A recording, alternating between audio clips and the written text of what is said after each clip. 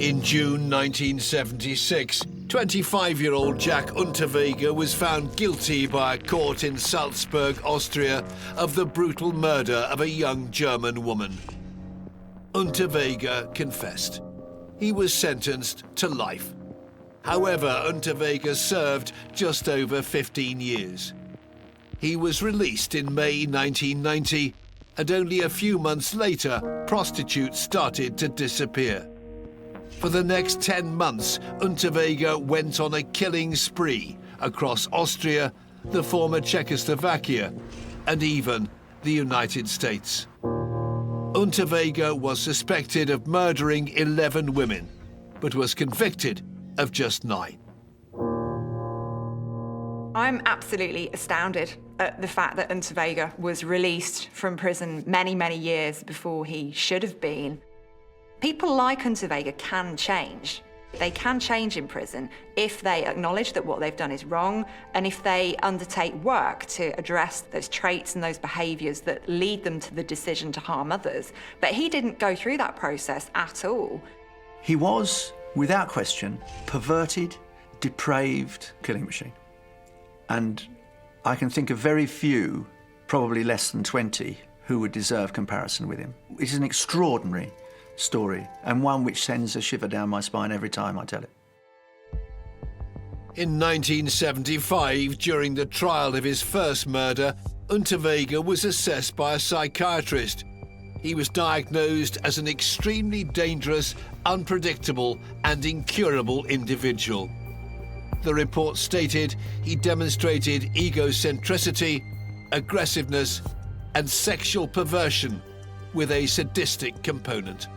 Psychopaths are people who feel and behave and relate to others in ways that are different from the rest of us. The way that I often describe psychopathy is it's a form of emotional emptiness. So there aren't that complex range of emotions that the rest of us have, like love and guilt and regret. It is quite black and white for psychopaths. I want this particular thing, and I'm going to not stop until I've got it. Dr. Reinhard Haller is a leading psychiatrist in Austria who worked on the case. Studying the first murder, it was clear to him that Unterweger was an exceptionally callous killer. This was a highly sadistic murder in which he abducted this girl who was walking home on an extremely cold winter's night. He drove her naked through the forest with a steel rod in his hand, taking great delight in her impending death from exposure, but ultimately strangled her with her bra. It was an incredibly vicious and incredibly sadistic moment. Unterweger became famous as the man who wrote children's stories, poetry and prose about life in prison. His autobiography, Feuer, meaning purgatory, became a bestseller and was made into a film. The Austrian literati were delighted to have discovered someone like Jack Unterweger. Unterweger suddenly attracted the attention of the media. People showed support for his release. These were people, some of whom were very well known, like journalists and artists, who showed their support for good reasons. Let's say they had good intention. The intellectuals said, "Wonderful, finally we have a criminal who reformed himself, who, as it were, confessed to his actions through his writing and processed them therapeutically. Such a person can only be a good person." And they fell for him. They really fell for him. Austria at the time was in the midst of reforming its prison services. Jack Unterweger's newly found literary prowess in prison was just what the reformers needed to prove the new system could be successful. The calls for Unterweger's early release grew louder and louder. Intellectuals, artists, writers, journalists, and even politicians campaigned for Unterweger to be free. Now there was unbelievable pressure for his release at all costs. And that's what finally happened. However, there were voices who warned that hiding behind this charming and manipulative man is a very dangerous, malicious narcissist. On the 23rd of May 1990, 39-year-old Jack Unterweger was released from Stein prison in Lower Austria. He had only served a little over 15 years of his life sentence for strangling an 18-year-old to death. He was actually released without any safeguards. That means he did not even have to go to see his probation officer or to a psychiatrist, where he would have been treated further. He was completely free. A brutal killer who is now going to embark on what I think is one of the most horrifying killing sprees in modern European history. Unterweger was given a second chance as a free man thanks to the campaigning of Austria's artistic community to release him. Unterweger moved to Vienna, where he mingled with the rich and famous. He played the role of the model rehabilitated prisoner. Unterweger had them all fooled. Obviously, the people who ran the prison wanted to advocate in their favor because it's a great advertisement. Say, see, the system works. We can put somebody who is as bad and as evil as a psychopath who kills somebody in cold blood. And this psychopath has rehabilitated in 15 years. He's now a writer, a person who is known by the people in Austria. So he was the success story of the criminal justice system. And I think we got too carried away with that and lost sight of the fact that this was an individual who had harmed someone else, who had taken someone else's life, and that wasn't something that had been addressed, so of course he was going to do it again. Unterweger was released from prison without the need to regularly speak to a psychiatrist. There was no real supervision, and he was able to live the life of a free man.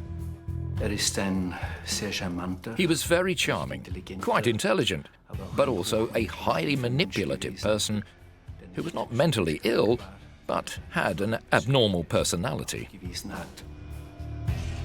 He moves to Vienna, becomes the darling of cafe society, buys a white Ford Mustang.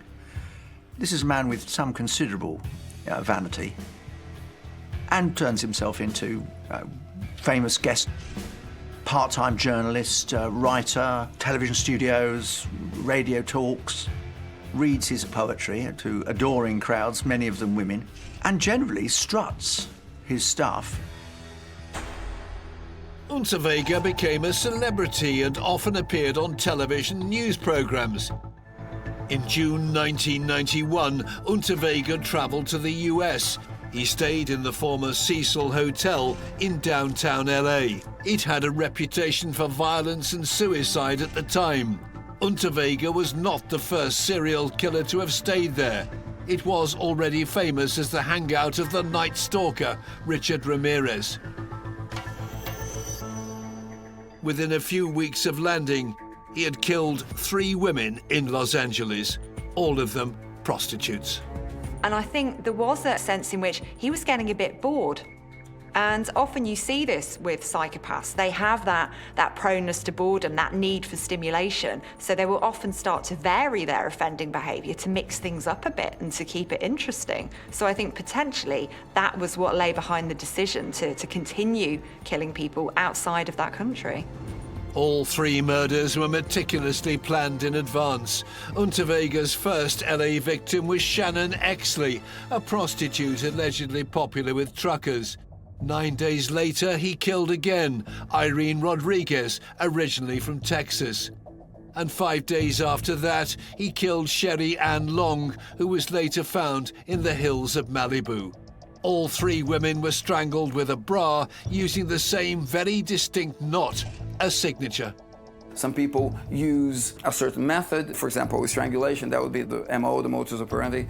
But if they use the strangulation with a cord, then the cord would be the signature.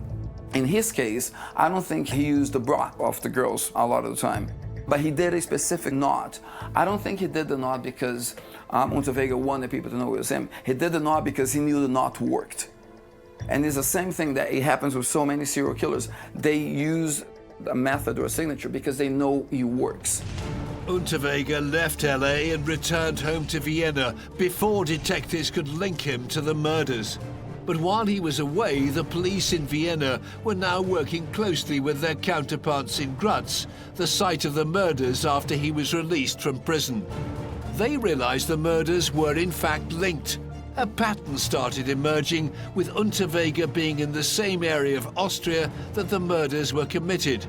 The police realized they were now dealing with a serial killer. On the 13th of February 1992, 1 year and 9 months after he was released from prison, an arrest warrant was issued by the Graz judiciary. Unterweger had fled with his girlfriend, this time to Miami, but his escape didn't last long. He's finally tracked down to Florida in the United States because the authorities have begun to put various parts of the puzzle together. And he's arrested and extradited in May 1992 to stand trial in Austria. When he talks to the television camera and he says, "I've only had 2 years of freedom," and he appears to be quite upset, we shouldn't be fooled by that. The only person that he feels sorry for is himself. And this is a skilled manipulator. This is somebody who's learned by observing the behavior of other people what kind of emotions he can display that will elicit some kind of sympathy. During the extradition process, Detective Ernst Geiger from the Vienna Police Department discovered further links to prove Unterweger's guilt. He'd searched Unterweger's home and found evidence of his visit to LA. So he contacted the LA Police Department and discovered the 3 similar murders in their district. The evidence found at Unterweger's home placed him in the areas of each crime scene.